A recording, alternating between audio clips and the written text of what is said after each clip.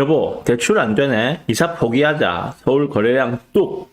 이라는 기사가 있어서 가져왔습니다. 같이 보실 거, 요거거든요. 마침내 잡코인까지 들썩.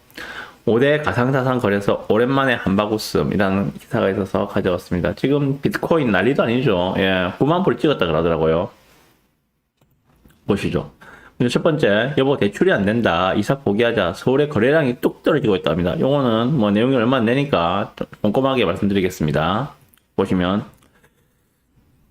지난달 10월달이죠. 10월달 서울 지역 아파트와 연립 다세대 거래량을 분석한 결과에 따르면 아파트 매매 건수는 서울 930만 인구가 모여 사는 서울에 한 달 동안 10월달 동안의 아파트 매매 건수가 2287건이라고 합니다.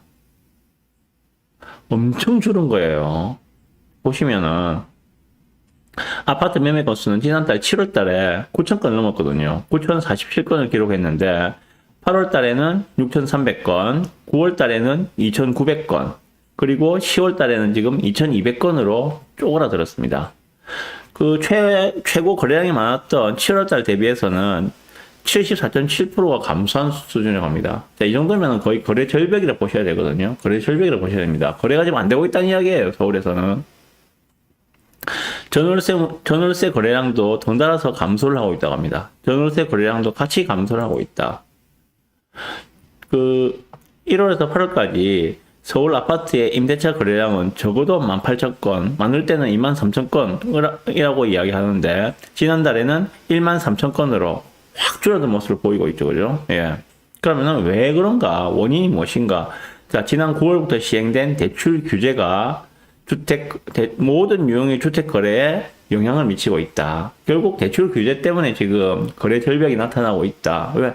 대출을 안 해주니까 집을 살 수가 있습니까? 아니, 대출을 안 끼고 집을 사는 사람이 과연 몇 명이나 될까요?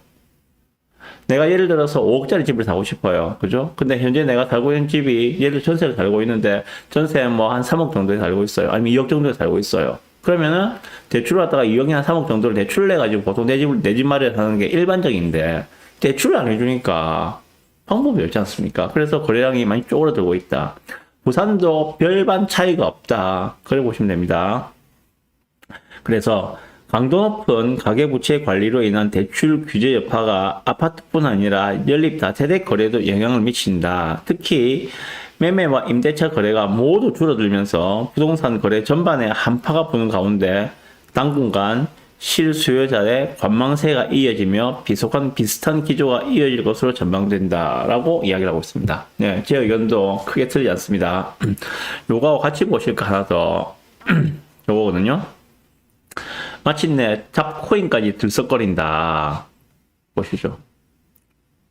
자, 트럼프 당선 이후 비트코인이 연일 신고가 행진을 이어나가고 있는 가운데 국내 가상자산 거래소의 하루 거래 금액도 수직 상승하고 있다. 특히 대폭 증가한 거래 규모는 국내 주식시장을 집어삼킬 정도로 압도적이다. 비트코인뿐만 아니라 일명 잡코인이라 불리는 알트코인까지 덩달아 가격이 뛰기 시작하면서 거래량이 동반 상승한다. 비트코인이 대장주잖아요, 그죠? 예.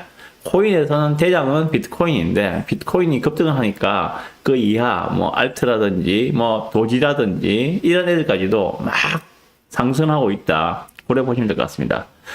시장 일각에서는 시장 과열 조짐이 보인다며 과도한 투자에 대한 우려도 제기되고 있다라고 하고 있는데 규모가 어느 정도인가 하면은 12일 기준으로 봤을 때 예, 하루 24시간 전체 거래 대금이 코인에 대해서만요. 코인에 지금 5대 거래소가 있거든요. 업비트, 빗썸, 뭐 코인원, 코비, 코팍스 이렇게 5대 거래소가 있는데 여기에서 하루 동안 24시간 동안 거래된 양이 21조 5천억이랍니다. 21조 5천억. 예. 하루 거래 대금 20조 원대는 지난 21년 3월 5일과 6일 이후에 3년 만에 처음이다. 그러면 지금 코인이 어마어마하게 열풍이 불고 있구나. 이래 보시면 될 것 같아요. 이래 보시면 될 것 같습니다. 가장 거래량이 많은 데는 업비트라는 거래소가 가장 거래 금액이 큰 걸로 나타나고 있고요. 그러면 주식시장은 어떠한가? 주식시장은 그 가상자산 거래대금이 21조 5천억을 찍은 그 전날에 그 코스닥 거래 유가증권 거래시장 코스피죠. 코스피는 11조 원, 그리고 코스닥은 6조 9천억, 약 7조 원. 이 두 개 합치면 얼마입니까? 11에 7 더하면은 18조죠, 그죠? 18조. 예. 주식시장 전체, 코스닥, 코스피 전체 거래 액수보다도 코인 시장의 거래 액수가 더 크다. 이 이야기를 하고 있는 겁니다, 여기서 지금. 그래서 그 이유가 무엇인가? 국내 정치가 침체되면서 국내 정치에서 탈출한 자금들이 친 비트코인 행보를 보인 트럼프 당선으로 불장이 돼가고 있는 가상자산 시장으로 몰리기 때문이다. 예. 지금 돈의 흐름, 유동성의 흐름들이 주식시장도, 부동산도 아니고, 주식도 아니고, 코인 시장으로 달려가고 있다. 이렇게 보시면 될 것 같습니다. 거래량도 급증을 하고 있다라고 하고 있고요. 트럼프 당선 시점 전후인 5, 6일부터 평소보다 거래량이 5배, 6배 정도 뛰었다. 그리고 일평균 거래량이 보통 5에서 10조였는데, 드디어 20조를 넘어섰다. 그리고 트럼프 당선 이후 가격과 거래량 모두 계속 오르고 있다라고 이야기하고 있습니다. 그래서, 비트코인과 알트코인 등 가상화폐 거래 대금과 거래량은 지속적으로 커질 것으로 전망된다. 그래서 시장이 점차 과열되는 조짐을 보이는 묻지마 투자에 나서는 분위기가 형성되고 있다는 오래 섞인 목소리도 나온다. 한 전문가 이야기입니다. 의견이니까 비트코인이 12만 달러까지 오를 가능성이 있는데 수익을 노리고 새로 진입하는 것은 권하지 않는다며 투자에 신중해야 한다는 의견을 제기했다고 합니다. 오늘 낮에 그 속보로 뜬 걸 보니까 비트코인이 1비트당 9만 불을 찍었다고 제가 속보를 봤었습니다. 9만 불을 찍었답니다. 예, 9만 불이 뭐 얼마입니까? 지금 원화로 계산하면은 1억이 훨씬 넘었죠, 이제. 비트코인 가지고 계시는 분들, 예, 부럽습니다. 예. 참, 격세지감을 느끼죠. 예, 격세지감을 느낍니다. 뭐, 불과 얼마 전만 하더라도, 올해 초 중반만 하더라도, 코인 가격이 진짜 말이 아니게 떨어졌었는데, 지금 완전히 급등을 하고 있죠. 예. 요 두 가지 기사를 가지고 제 의견을 좀 말씀드리고 싶습니다. 자, 첫 번째는 이거예요, 그죠? 요걸 중심으로 말씀드릴게요. 지금 다시 코인판이 벌어졌다. 좀 이렇게 보시면 될 것 같아요. 다시 코인판이 벌어졌다. 예. 우리 경험했잖아요. 그죠? 코인판이 벌어졌던 한 3년 전입니까? 예, 그때. 자고 일어나면은 뭐, 코인 투자자들, 자고 일어나면은 얼마가 올라 있고, 또 자고 나니까 또 얼마가 일어나 있고. 아시겠지만은 이 코인 시장은 24시간이거든요. 24시간. 내가 자고 있어도 가격이 떨어질 수 있고, 내가 자고 있어도 가격이 오를 수 있는, 예, 그런 시장입니다. 어쨌든 다시 코인판이 벌어졌습니다. 그래서 요즘에 그 젊은 분들 하는 이야기 그런 거예요. 부동산은 무슨 전세 살면서 코인에서 인생 역전해야죠. 예. 코인이 좀 그러면은 뭐 미국 주식, 미국장으로 할래요? 국장 안 할래요? 국장 재미없어요. 미국 주식에서 수익 낼래요? 뭐 이런 분들이 좀 많다는 걸 알고 있습니다.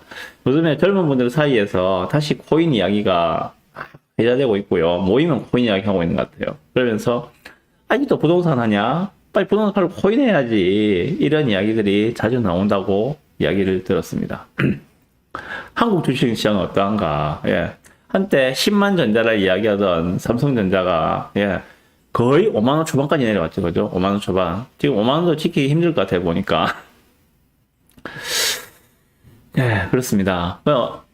지금 재테크 수단으로 많이 활용되고 있는 게 뭐 부동산, 주식 중에서도 한국 국장이라 한국 주식, 그리고 미국 주식, 그리고 코인, 뭐, 요렇게 분류를 할 수가 있을 것 같은데, 그 각자의 자신의 성향에 맞는 그런 투자를 하시면 될 것 같습니다. 코인은 참 등락폭도 크고 피드백도 빠르죠, 그죠? 예. 이렇게, 그, 하이리스크, 하이리턴 상품이라는 생각이 드는데, 요런 게 자기에게 맞는 분들은, 예, 그런 걸 코인 하시면 됩니다. 예. 코인 하시는 분이 부동산 하시면은 그냥 깝깝하죠. 깝깝해서 못 견딥니다. 부동산은 상대적으로 오르는 것도 서서히, 내리는 것도 코인보다는 훨씬 서서히 줘요. 코인은 그 하루 자고 일어나면은 뭐 10몇 프로씩이 왔다 갔다 할 수 있는데 상승할 수도 있고 내려갔다 할 수도 있는데 부동산은 그렇진 않잖아요. 그죠? 하루 이틀 만에 뭐 부동산 시세가 뭐 10몇 프로씩 왔다 갔다 하는 그런 경우는 없지 않습니까? 예. 그래서 자신의 성향에 맞는 투자 하시면 되겠다. 코인이 맞으면 코인 하시면 되고, 아니, 난 코인이, 그래, 코인처럼 급등락을, 변동성이 큰 것들은 안 맞아. 나는 그냥 변동성이 적은 게 좋아 하는 분들은 부동산 하시면 되고, 그런 생각이 듭니다. 하지만 결국 코인에서 돈 버신 분들, 코인에서 대박 나신 분들, 결국은 에셋 파킹은 강남 부동산을 가더라 하는 이야기 했잖아요. 그죠? 결국 에셋 파킹은 부동산으로 한다는 생각이 들어요. 그리고 요거 지금 여보 대출이 안 되네 이사 포기하자 서울 거래량 쪽 요게 지금 결국은 정부에서 지금 진행하고 있는 대출 규제의 영향이라고 말씀드렸잖아요. 그죠? 그 현재 지금 은행 대출이 거진 안 나온다고 보시면 됩니다. 거진 안 나와요. 다 막혔어요. 지금 웬만한 데는 나온다고 하더라도 그래서 지금 대부분 다 지금 이금융권으로 달려가고 있잖아요. 그죠? 이금융권, 새마을금고나 이쪽으로 달려가고 있는데 서로 1금융권에서 대출이 나온다고 하더라도 지금 4% 후반대입니다. 거의 5%라 보셔야 돼요. 4% 후반대, 4.7, 4.8, 4.9 이 정도 보셔야 되거든요. 거의 5%라 보셔야 됩니다. 지금 대출률도 되게 높거든요. 기준금리는 내려왔는데 오히려 우리가 체감하는 대출금리는 더 올라가 있는 상황들. 이런 지금 기이한 현상들이 나타나고 있습니다. 말씀드렸지만은 이런 기이한 현상들은 정상적인 게 아니잖아요. 비정상이거든요. 기준금리가 내려가면은 당연히 대출금리는 내려가야죠. 지금 예금금리는 내려가고 있다는 거죠. 지금 이 시기에 논한데는 은행이죠. 예금금리는 작게 주고 대출금리는 올리니까 예대마진 차가 엄청 크잖아요. 지금 논한데는 은행입니다. 이게 정상적인 상황은 아니거든요.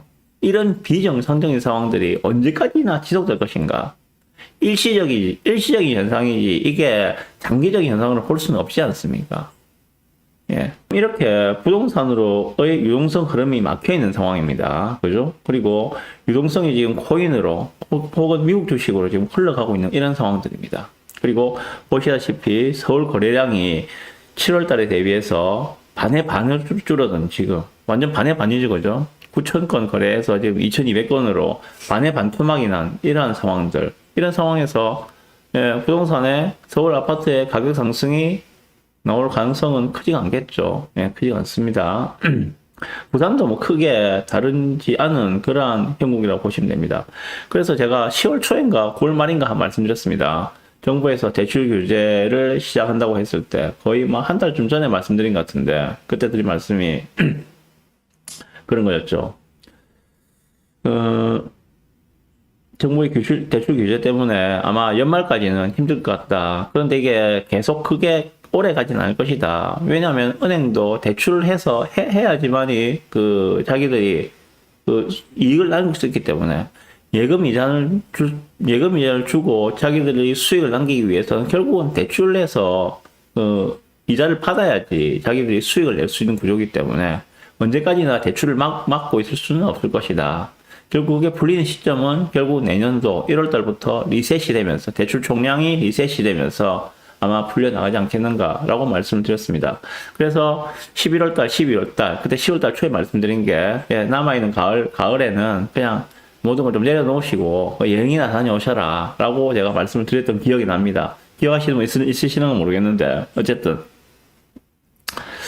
자, 이런 식으로 지금 거래가 확 줄어들고 거래가 사실 거래 절벽이라고 말씀드렸어요. 그죠? 이런 거래 절벽이 한 2달 정도 지속되면 어떤 현상이 나타날까요? 2달 정도 거래 절벽이 지속되면 예, 금매가 나옵니다. 금매가 나올 수밖에 없거든요. 분명히 팔아야 될 물건, 사연이 있는 물건은 있어요.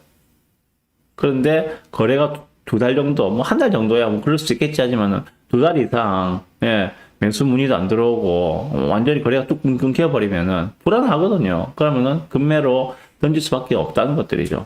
꼭 팔아야 할 물건이라면 그렇지 않다면 더 들고 가겠죠. 그렇지만 타이밍이 정해져 있고 예를 들면 비과세 시점이라든지 그런 것들이 정해져 있는 꼭 어느 시점 내에 팔아야 할 물건들이라면은 금매로 나올 수밖에 없다는 생각이 듭니다.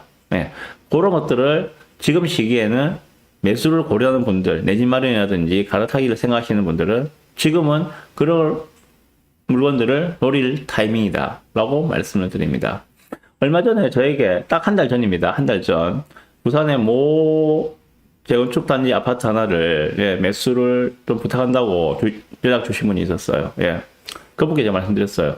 지금 가격이 이전보다 좀 많이 올라와 있는 상황입니다. 그래서 지금 하지 마시고 일단 한 두어 달 정도 기다려 봅시다. 라고 말씀드렸어요. 제가 말씀드린 거는 타이밍을 찾자는 거였거든요. 매수 타이밍을 찾자.